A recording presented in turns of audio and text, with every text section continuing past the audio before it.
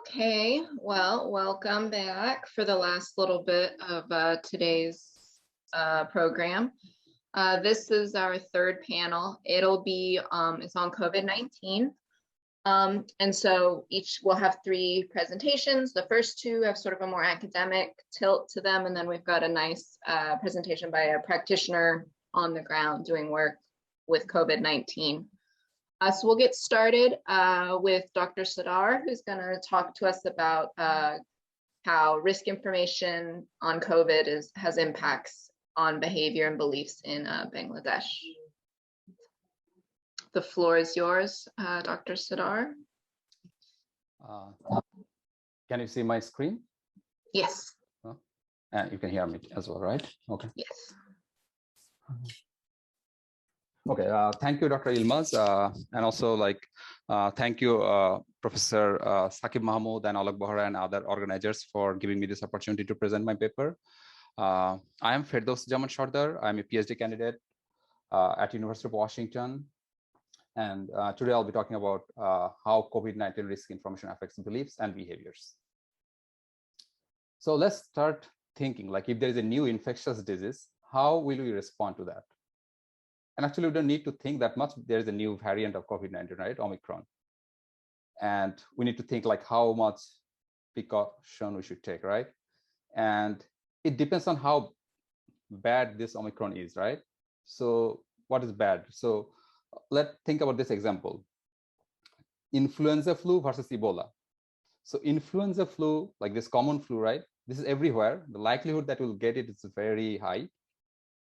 But this is not that severe. Like if I get it, like the likelihood of dying is very low versus Ebola, which is very deadly, but I don't also care too much about this because it's not here right now, right?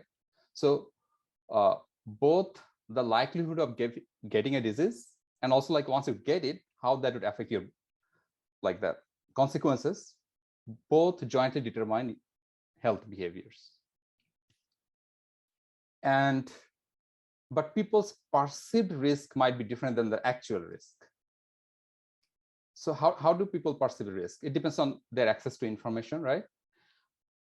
So if you just Google coronavirus, and this is in New Mexico, within few seconds, you can see like how many people are infected in each county, right?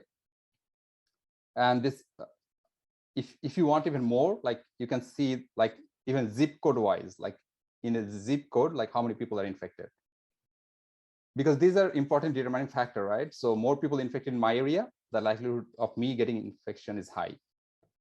But this information in developing countries, so for example, in Nepal, so Google shows these results by province wise. Even their smallest province, like Karnali, have maybe more population than almost New Mexico, not more, around New Mexico. And for Bangladesh, they don't even show the breakdown nowadays. Even worse, last year, Google was showing this information that this is the division-wise breakdown. Once again, even the smallest division, Mymensingh has more population, like 4 times more population than New Mexico. So this is not a very local information. It's like so it doesn't matter how many people infected in US as a whole, right? So it matters like where I live. So same for Bangladesh. So division is a very large area, and the breakdown like district, sub-district wise is not available. And even worse, these are not accurate. So even though it says like updated less than 20 hours ago, but if you add all this, these are the 9 division, it will not be even 25,000, but total case number is 250,000 at that time. So it's neither local nor accurate. And it's there's only one source, like there's a government website, which is very difficult to find, and that has some breakdown district-wise, but as I said, like it's not very easy to access. So that's why I find like most people underestimate local prevalence, like how many people are infected in their regions, their district. When I ask in this study, I find most people underestimate it. What about fatality rate, right? This is the severity of a disease. So at the earliest stage, like even Omicron, we don't know like how deadly that would be, right? So even scientific evidence is not adequate at the earliest stage, and there is lots of misinformation in the social media, And also like in the media, they exaggerate or sensationalize news. So that's why it's likely, the likelihood that people overestimate is very high. And in my data, I find that most people overestimate COVID-19 infection fatality rate. So misperception of health risk is not that uncommon. Like this is prevalent everywhere, even in developed countries. Here are some examples of like developing countries that people misperceive various risks. And usually when people misperceive risk, they might adopt non-optimal health behavior. And after receiving information, usually they update their risk beliefs, and based on that risk beliefs, they change their intention and then their behavior. But what if they misperceive multiple risks? So in this case, in Malawi, people misperceive two risks: overestimate prevalence and also the transmission rate. After receiving information, they change both of their beliefs and also their behavior. But what will happen if people misperceive two risks in opposite directions? So this is the case, like also in Malawi, they overestimate infection risk but underestimate mortality risk. So how will they respond to information? That's not clear. And so far, there is no experimental evidence. So in that paper, they show simulated result, what should happen, but no experimental evidence that how people would respond to information in this case. So this is the first paper that give information study experimentally how people respond to this information. So the background is like the COVID situation in Bangladesh is not much different than other countries like South Asia and other countries, similar like last year during March. I'll go maybe faster in this portion. So the study took place last year in July. And the sample is, this sample is a little bit interesting because these are international migrant workers who returned to Bangladesh during that COVID-19, the early stage of COVID-19 due to the lockdown. And I think that like this is a very ideal sample for this study for two reasons. One, like they should be more aware about COVID-19 situation than others because they are the one more to lose because they have to go back to the country where they came from, right? So they're following the news and everything. And also like taking precaution is easier for them. Like the perceived benefit is higher than the perceived cost. So perceived benefit is if they get COVID-19, they cannot go back to the country because at that time you need a test results, negative test results to go back to the country. And the cost is also low because they are not Bangladeshi workers who usually have to go to work. Since they're not working there, they can just take high level of precaution and stay home. So only thing is if they know the information correctly, they can adopt the optimal behavior. So I conducted this survey last year during July among 2,300 individuals. And I find that most people actually do not know how many people are infected in their area and also like what's the fatality rate. And when requested, around half of the people made a guess, and still around 40 to 45% people did not even make a guess. And I find that like 65% people underestimated local case number, and also like most of them overestimated fatality rate. So this is the distribution. As you can see that at Bangladesh, this blue line, that was the case fatality rate at the time. Infection fatality rate would be like much lower. Okay, so as you can see that knowing this information is correlated with better behavior. So those who know this information, they're taking more precaution, going outside less, wearing masks, right? And also they are more aware about symptom and everything. But knowing is endogenous, right? Only maybe most more educated people or wealthier people, they know it. So that's why I design and implement an experiment to see that if knowing this information has an effect.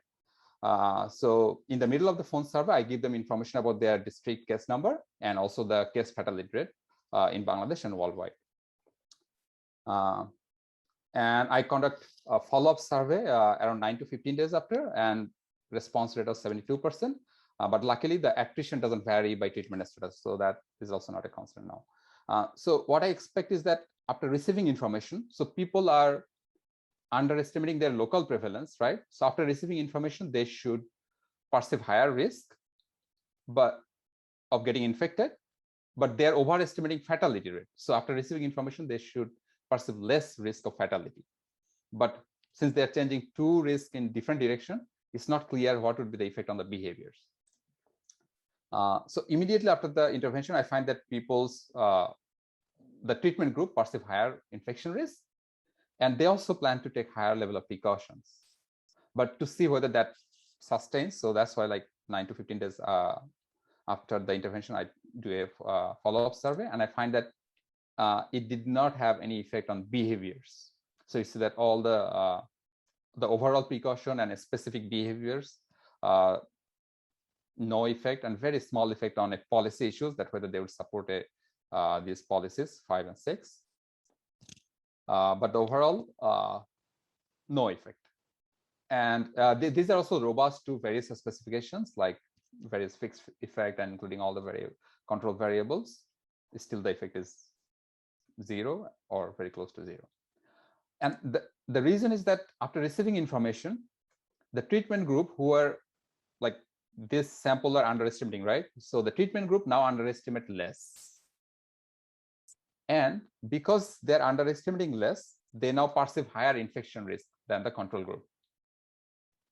So while they are perceiving higher infection risk, like they update this belief upward, but they updated their risk belief of fatality rate downward, right? Because they are overestimating after receiving information that actual fatality rate is low.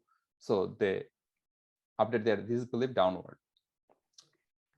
So I think like potentially because of this update of two beliefs in opposite direction, there is no effect on the health behaviors. So you have a couple more minutes here. Okay, thank you. So I'm almost done. And now there are a few issues I want to discuss. One is like self-reported data, right? So I asked them like what level of precaution they're taking, and they are reporting it. So they could under-report or over-report.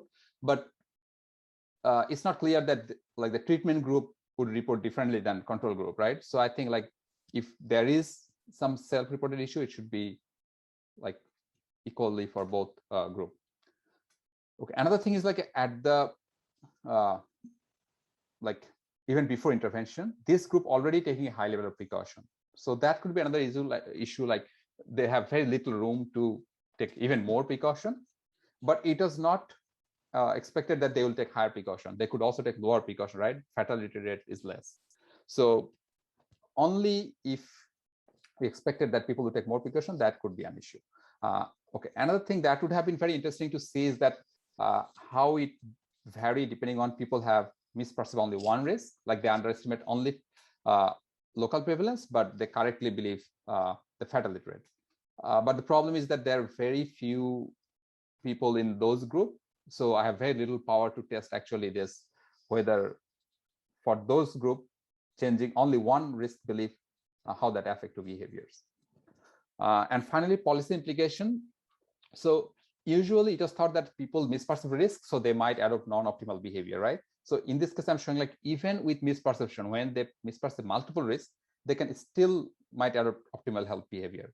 But those are private optimal, right? Social optimal might be higher because there is externality in this case. So government might take policy based on like which direction they want people to change their behavior. So if people are taking less precaution than socially optimal, so instead of giving two information, government can give information only one or the other, right? So based on what the policymaker wants, they can give just one information. Giving both information might not work to change their behaviors. So to summarize, in this paper, I show that people misperceive COVID-19 health risk. They underestimate local prevalence and overestimate fatality rate. And after receiving information, they update their risk beliefs consistently. But since they're changing risk beliefs in two opposite directions, that's why it doesn't have any effect on behaviors. And that's all. Thank you for attending this presentation. And if you have any comments and questions that we cannot address in this moment, please email me. Thank you. Thank you. So as I said, we'll go through our presentations and then come back to Q&A. So I'll take note of the questions that have come up in the chat box. So let's move on to the next presentation. which will be by an honors student from University of New Mexico. This is Spencer McGee. So Spencer, the floor is yours. And I'll give you a note if you're going over time. Okay, thank you. And can you see my screen and hear me? Yes. Awesome. Okay, hello everyone. I am grateful for the opportunity I have to present this project to you today. So the title of the project is Impact of Awareness Training on COVID-19 Knowledge Among Healthcare Professionals, a case study of Nepal. And it was completed by myself, Dr. Yilmaz, Dr. Bohara, and Ms. Thapa. So the motivation behind this project is obviously the COVID-19 pandemic. And the global COVID-19 pandemic has become the primary focus for many nations worldwide, with the world's developing nations being hit especially hard. And according to the World Health Organization, Nepal has specifically had over 800,000 cases and 11,000 deaths. Also, in developing countries such as Nepal, lockdowns may be ineffective, burdensome, and costly. And it's also important to note, just as an aside, that Nepal and other countries also have poor baseline hygiene and lower health literacy rates, which could also make handling the virus more difficult. And because of these issues, the public health policy focus in these countries is to look for mitigation strategies that are sustainable and cost-effective. One of these mitigation strategies, or one such policy focus, is improvement in training and knowledge enhancement. But in order to understand the effectiveness of training and knowledge enhancement, data needs to be collected and analyzed, which is where we come in. Now, here's a quick overview of the project. To improve knowledge among healthcare professionals, a COVID-19 knowledge enhancement training program was developed and implemented as a collaborative project supported by Project Hope and Brown University's curricular delivery team. And this project was executed and supported by the Pratima Nima Memorial Foundation and the Ministry of Social Development of Province 5, Nepal. And the research component, which is where we come in, was carried out by the Nepal Study Center of the University of New Mexico. So now we move on to project design. The training program was undertaken using a two-level approach. And the first level utilized a train the trainer approach, and trained trainers included 18 health professionals. The second level focused on generating a curriculum to target medical health professionals and health allied students. Selected participants from the first level, or the trained trainers, were used to train others. The second level included 8 trainers and 1,800 trainees.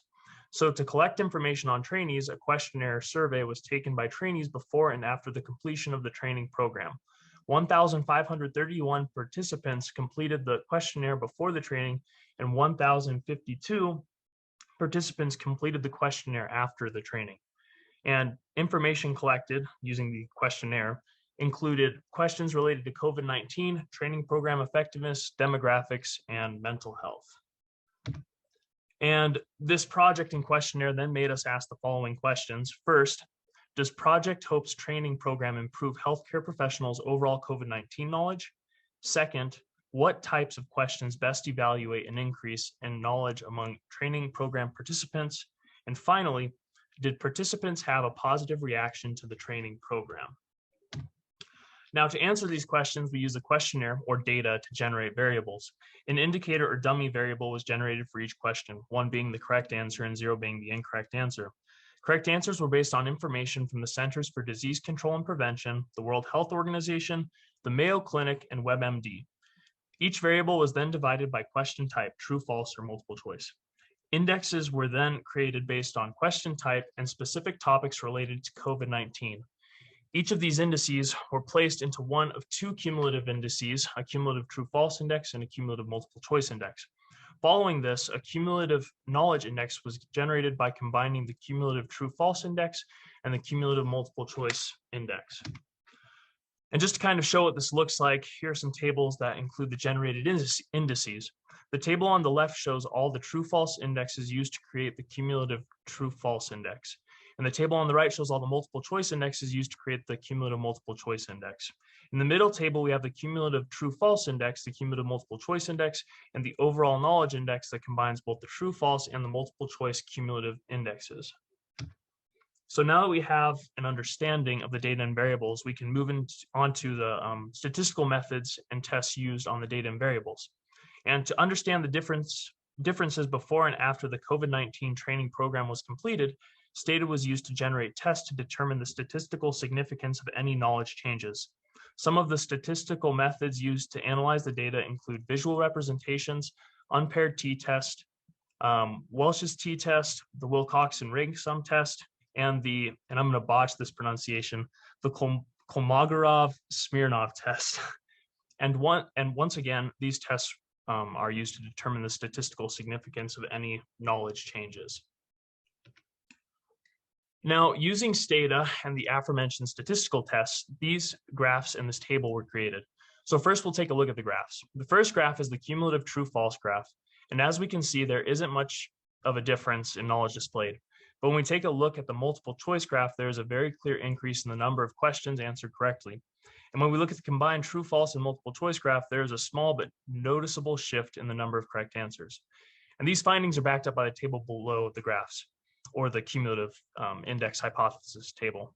Oh, and I want to note quickly what the stars mean next to the numbers, though. 3 stars indicate high statistical significance, 2 stars indicate moderate statistical significance, and 1 star indicates low statistical significance. So looking at the cumulative true-false index, there really is no statistical difference in the number of questions answered correctly, which is also consistent with the graph. And the multiple choice index, however, has high statistical significance across the board. And this means there is evidence that there is a major statistical difference or increase in the number of multiple choice questions answered correctly.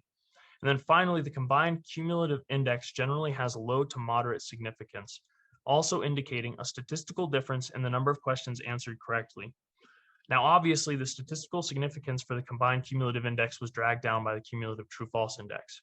So in summary, there was an overall shift in the number of correct answers, but specifically the multiple choice questions saw the greatest positive shift, and there was no significant shift in the number of correct true-false answers. So moving on to the true-false indices, which are just a subset of the cumulative true-false index, we have a similar layout to the layout on the previous slide. So when we look at these graphs, we see there is some major inconsistency though.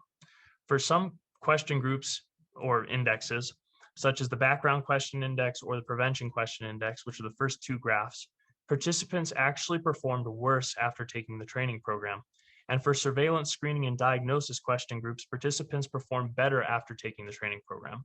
And for capacity and communication, there was nearly no change in the number of questions answered correctly. And we can see that in the table. While some of the graphs are significant, the positive and negative numbers indicate major inconsistency in knowledge improvement. Overall, this indicates the true-false questions gave inconsistent or inconclusive results on whether or not the number of correct answers increased, which is pretty bizarre.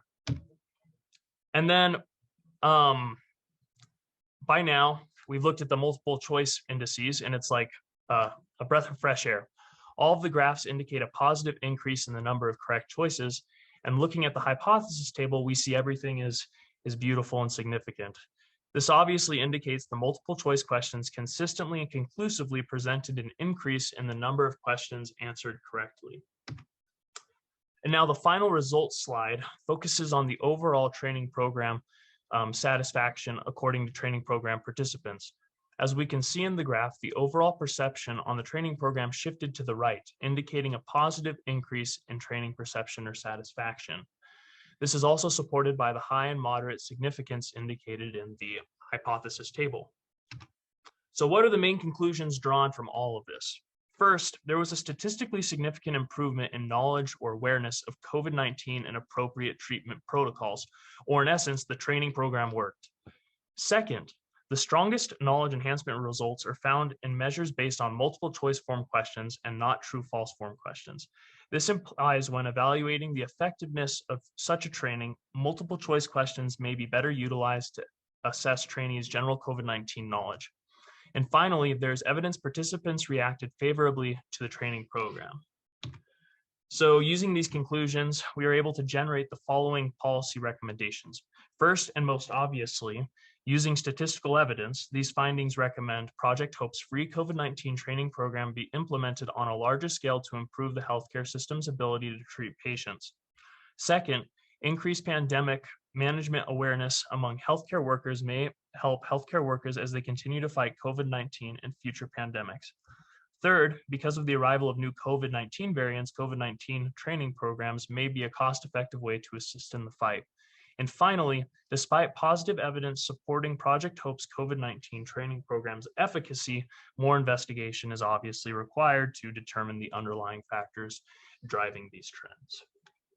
And here are my references. And obviously, we'd also like to acknowledge Project Hope, Brown University, the Pratima Nima Memorial Foundation, the Ministry of Social Development of Province 5, and obviously the Nepal Study Center as well. And I want to thank all these organizations for their support. And thank you, and I would love to answer any questions if you have any. Thank you, Spencer. That was very quick but complete. We'll give people some time to think of questions, but we will move on. And so from the academic to the practitioner, we're now really excited to have a presentation from Project Hope and about the work that they've done in Nepal. So I will give the floor over to Emmy Dukovski, if I'm pronouncing that correctly. Yes, correct. Thank you. Let me just try to share my screen. Can you see my presentation?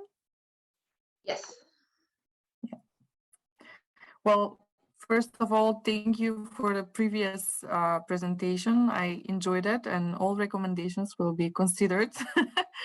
I hope we can get these recommendations in writing so we can try and do something about it in future, starting from Nepal, of course. But it was really good to see that the training program had significant impact in the knowledge of healthcare workers in Nepal. Can you hear me well? Yes, we can hear you just fine. Okay, perfect. So, so my name is Emilia Dukovski, as you said. I'm a member of the emergency response team of Project Hope, and Project Hope being international humanitarian relief and global health organization working in throughout the world with the mission to place power in the hands of healthcare workers and save lives across the globe.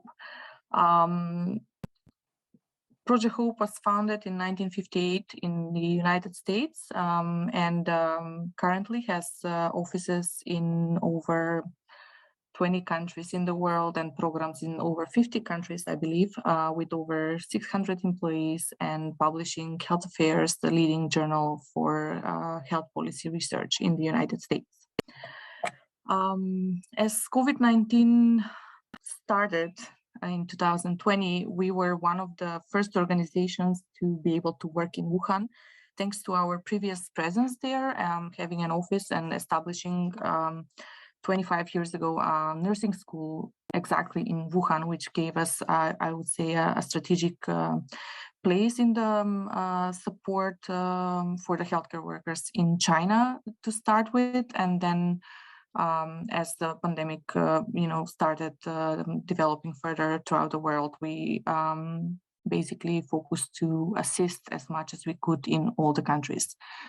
The strategy of our global COVID-19 response was to build the capacities of the healthcare workers, as we said previously, with training programs, different types, and with the support of various universities and expert centers, then to provide the frontline healthcare workers with personal protective equipment and other critical medical supplies, medicines, and equipment, depending on the country again, and also to strengthen the weakened and overwhelmed health systems with staff search support, depending on the country. This was our third component, I would say, was focused more on the domestic response in the United States, where we had volunteers, doctors, and nurses supporting the already overwhelmed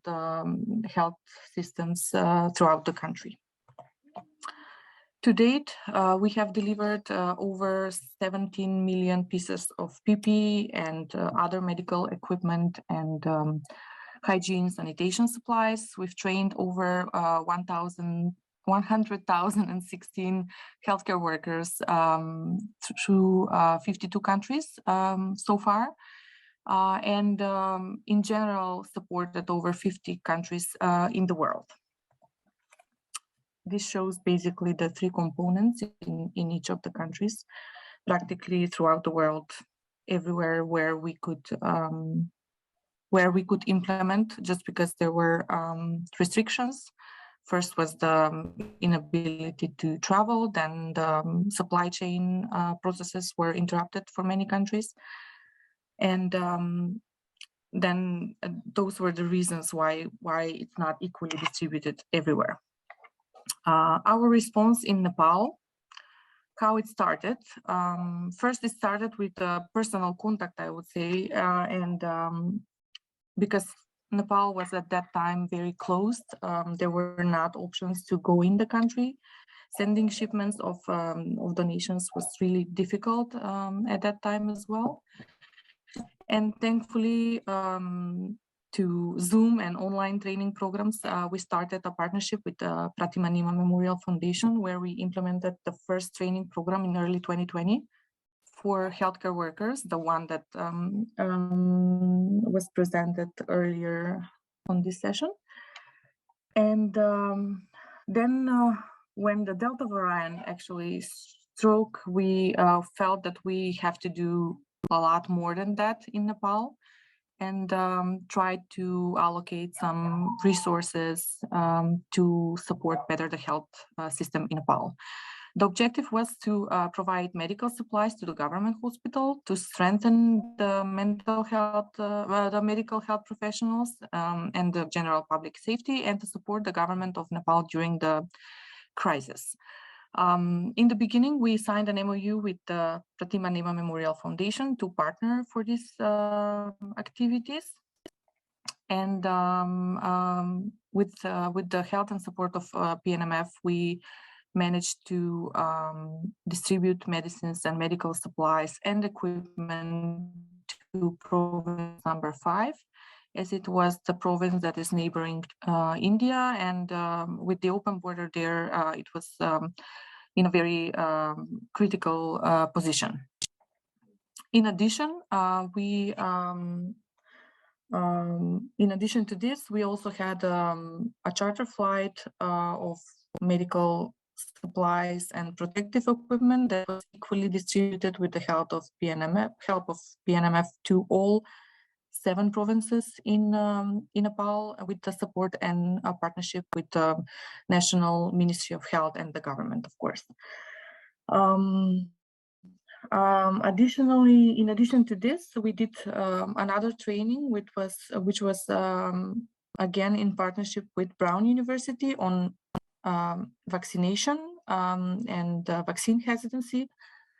This was again implemented online throughout the country and in close collaboration with the Pratima Nima Memorial Foundation.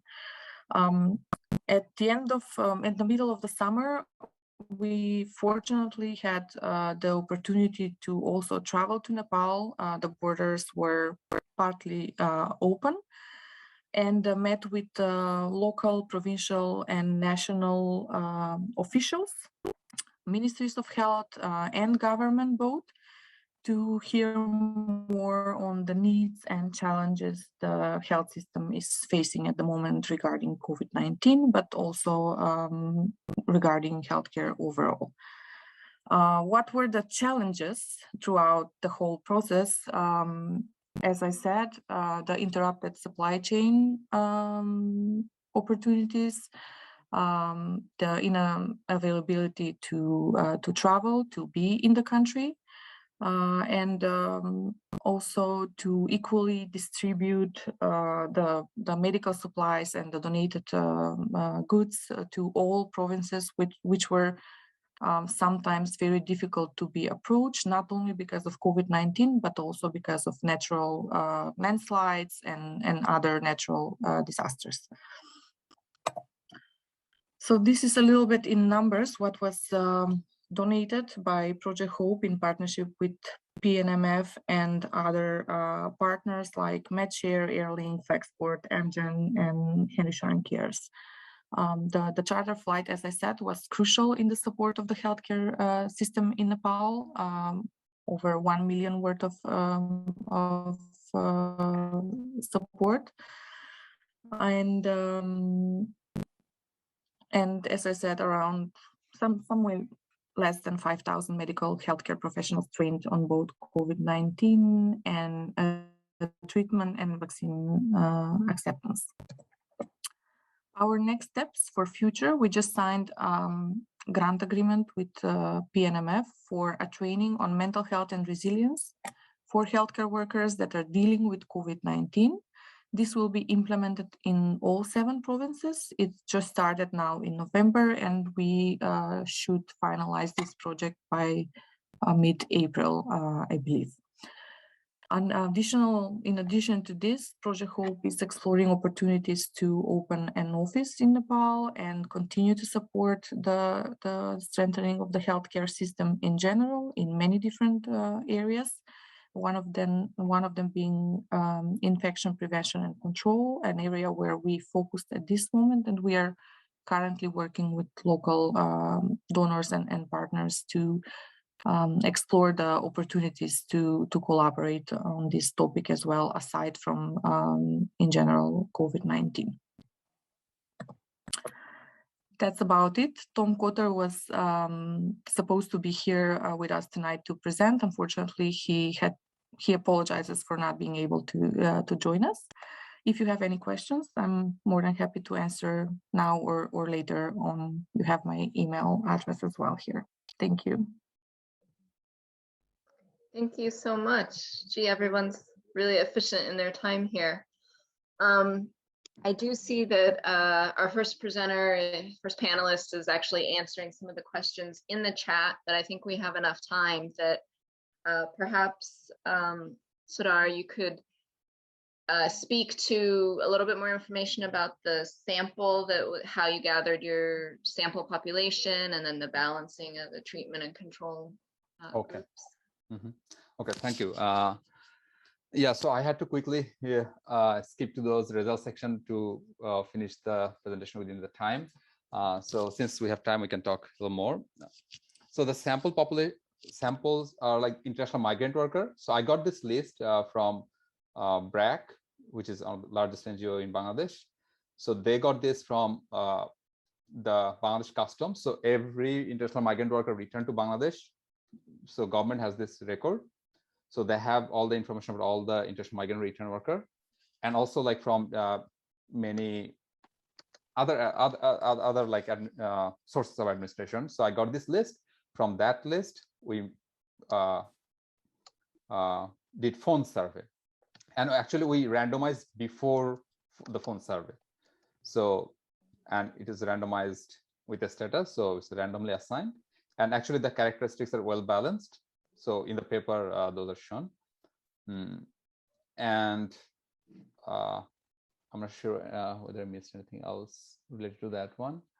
And we did have another question about if you'd accounted for info spillovers. Okay, so that one is, yes, there could be information spillover, but I think the scope is very limited because this around 2,000 individuals, they live in 50 different districts. It's not from the same village or same sub-district or district. So they're from different districts.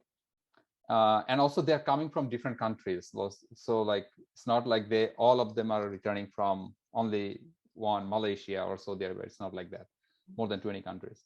And so it's possible that even within like the same district, 2 people came from the same country, but I think like that would be very limited. But there could be like 2 people came from the same country, their friend, but if they're in a different district, the district COVID-19 infection is different, right? So they're receiving different information. Everyone receiving information about their district. So sharing this information might not help. But I agree that it's constant, but I believe that's very limited here.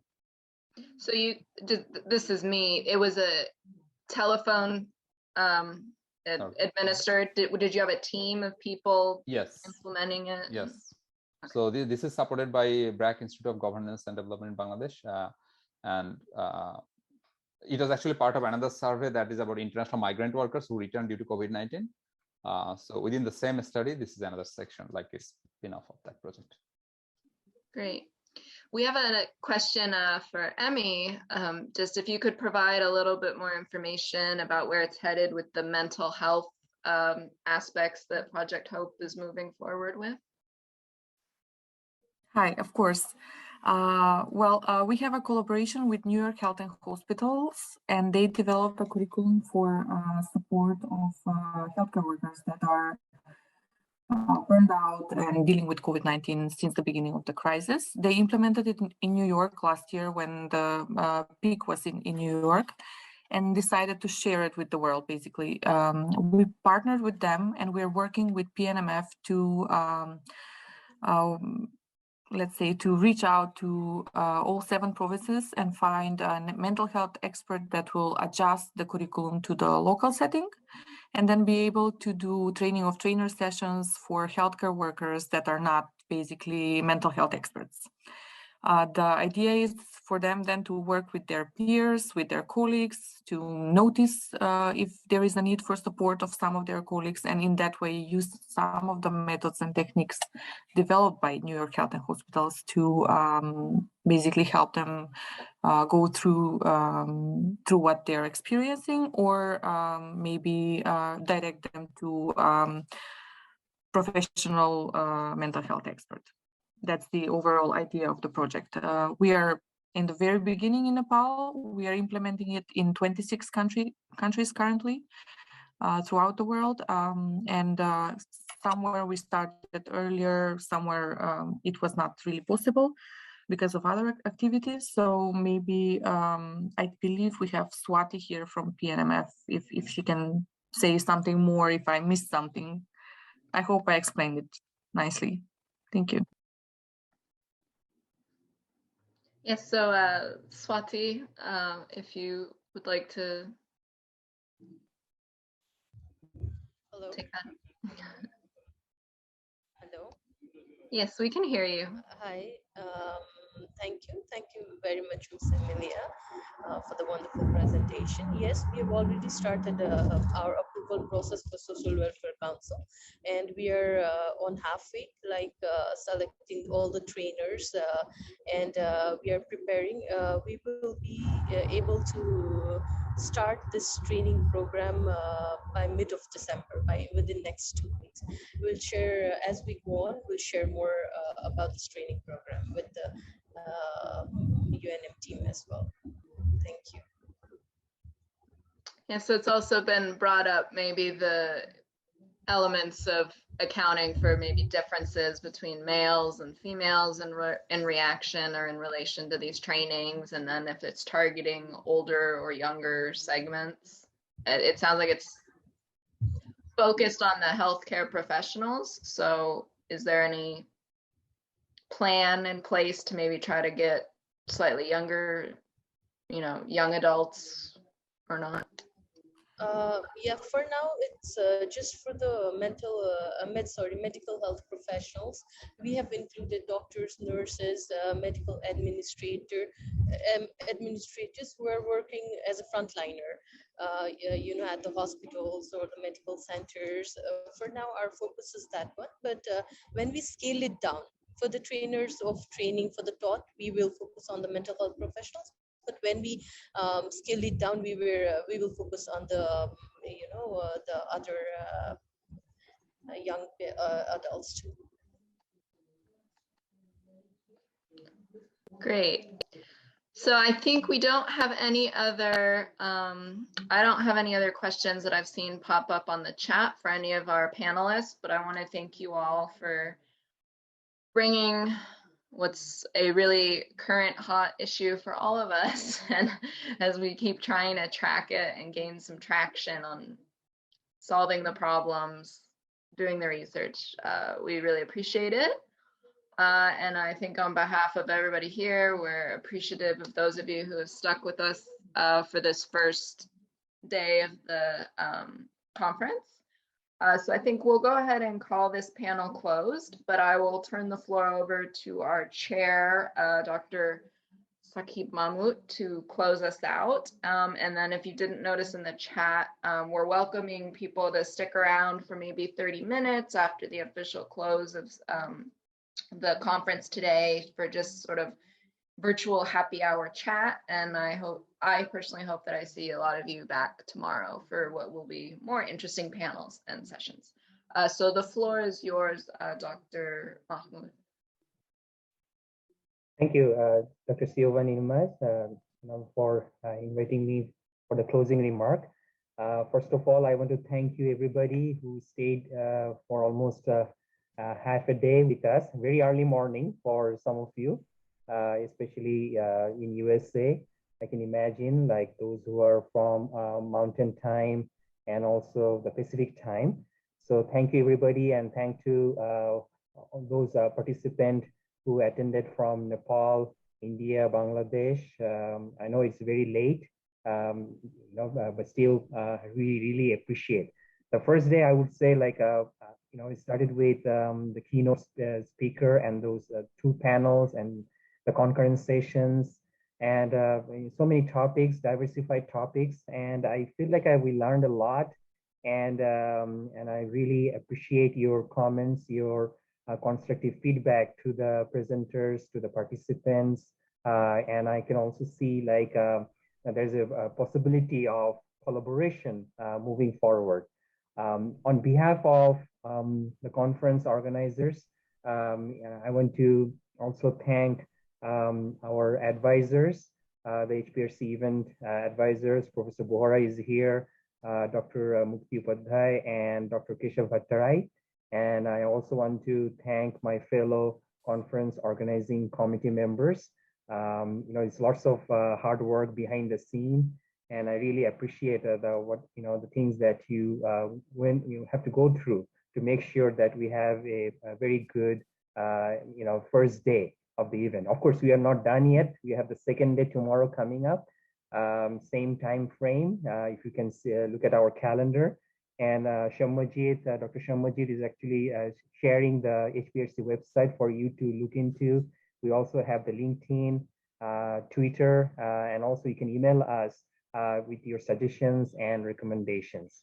So considering our plan for the coming future, we have, after the HPRC event, we have some talks, the Feed the Mind, we call it, where we invite a speaker to talk about different issues that would help everybody to improve their capacity to do research, to write grants, do collaborative research as well. So we have those two events coming up.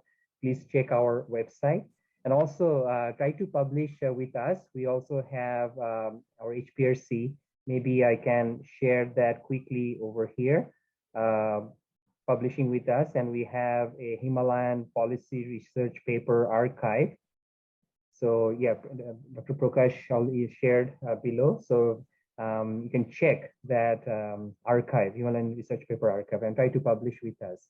And we'll try to help folks to make sure, like, once you submit, and if you want to try to promote your research, we'll try to work with you accordingly. So without taking much time, I want you to thank you all for attending our conference, and we very much appreciate your cooperation and support. And if you hang out with us for 20-30 minutes virtual, I would say, like, there's a conversation, virtual happy hour. You can put it that way as well. I know that some people might be thinking, hey, it's very early for happy hour, but it's okay. So please hang out with us and see like what kind of discussion we can have regarding the collaboration, any new ideas, and yeah, looking forward to it. So thank you all.